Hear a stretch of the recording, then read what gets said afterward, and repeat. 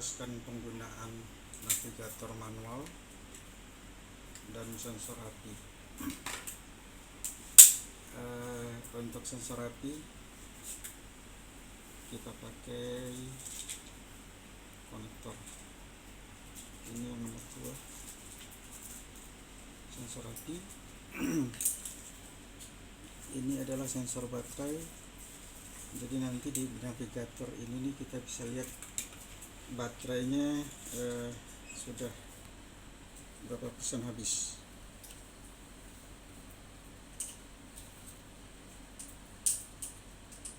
Oke, ini navigator.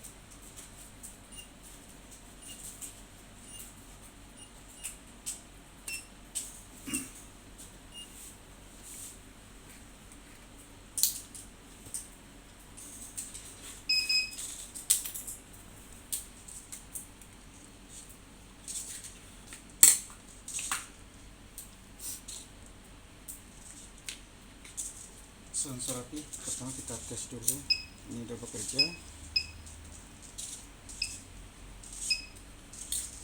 Lalu saya akan jelaskan penggunaan navigator. Sebelah kanan ini adalah persentase baterai. Nanti di sebelah kiri akan ada Bluetooth. Kalau Bluetoothnya aktif, di sini ada tanda Bluetooth. Nah, baris kedua ini api.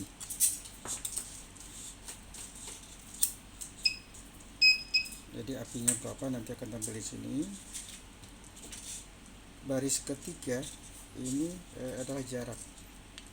Sekarang saya nggak pasang sensor ping, tapi kalau sensor pingnya terpasang, di sini akan nampak nanti jarak 1, jarak 2, jarak 3, jarak 4, jarak 5. Ini gate yang sedang digunakan adalah 3, sedangkan ini step 18 step kita gunakan. Ini start point 0, stop point 99, dan terakhir ini speed adalah 10. Navigator ini diperlukan sebetulnya ketika latihan. Jadi misalkan kita akan merubah parameter atau merubah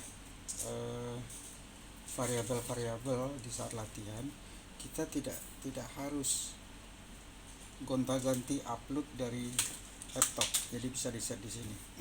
Itu fungsi yang pertama. Fungsi yang kedua adalah untuk start point. Jadi misalkan nanti kita akan mulai, bisa tekan ini beberapa detik, dia akan masuk ke action. Go berarti dia jalan. Oke, tekan sekali stop, dia akan kembali ke home. Nah, menu-menu yang tersedia, tekan sekali. Ini home variable, start point. Jadi kita nanti latihan mau dimulai di poin berapa. Ini bisa kita set. Ini untuk tambah, ini untuk kurang. Start point. Dan nanti robot akan berhenti di poin berapa, itu stop point. Selanjutnya wall distance.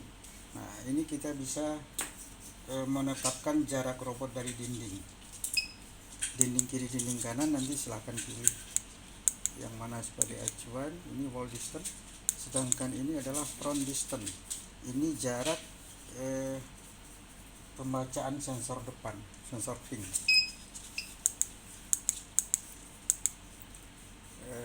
Front distance ini fire limit. Nah, ini batas kecerahan api, bisa juga di set, bisa ditambah, bisa dikurangi sesuai bagaimana kondisi pencahayaan di lapangan. Ini run variable. Kalau kita mau set, ini terlihat step bisa dirubah. Lalu dia kalau dibiarkan akan kembali ke home.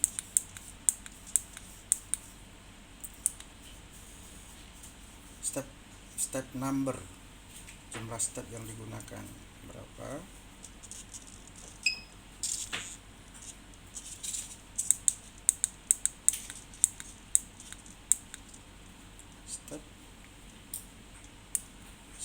number, gate 3, speed 10. Nah, ketika latihan nanti speednya bisa dirubah-rubah dari sini.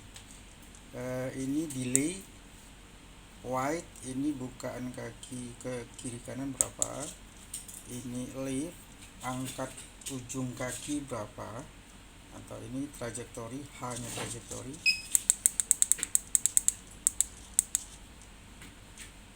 Run variable.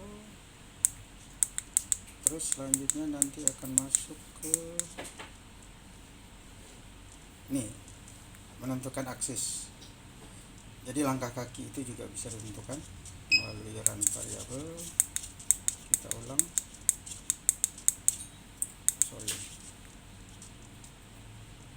Dia akan kembali.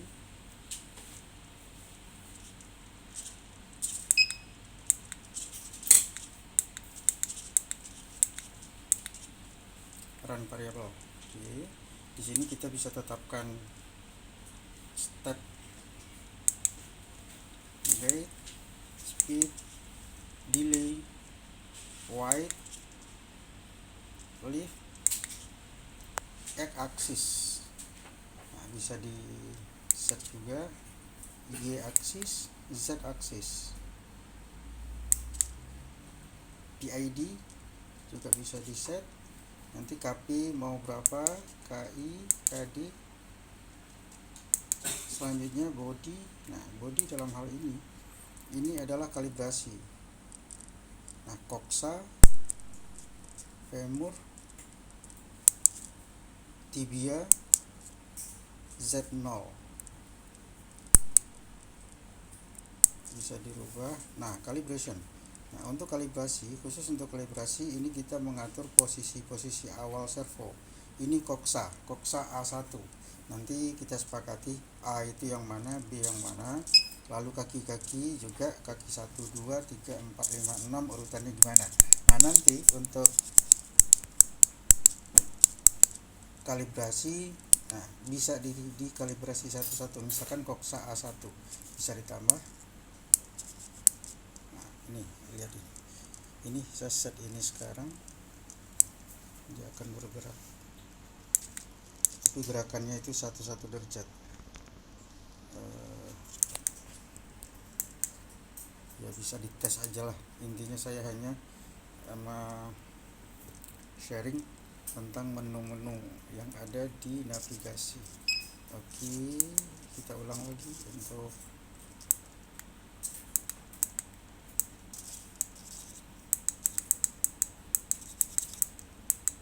run, PID, body, calibration. Oke, kalibrasi. Jadi ini koksa, sudut awal dari koksa masing-masing servo bisa diatur. Koksa A1, koksa A2,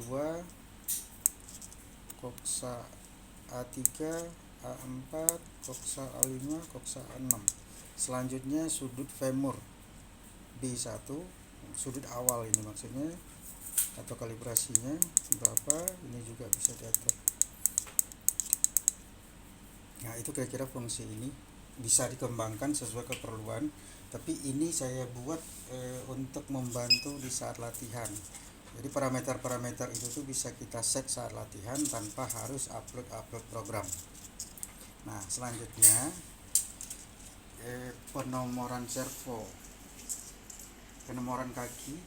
Kalau ini kita anggap depan, maka kaki satunya adalah ini kaki 1, kaki 2, kaki 3, kaki 4, kaki 5, kaki 6. Nah, sedangkan penamaan servo itu saya buat servonya A sampai Q kalau tidak salah. Nah, jadi di sini servo untuk koksa ini A, femur B, tibia C.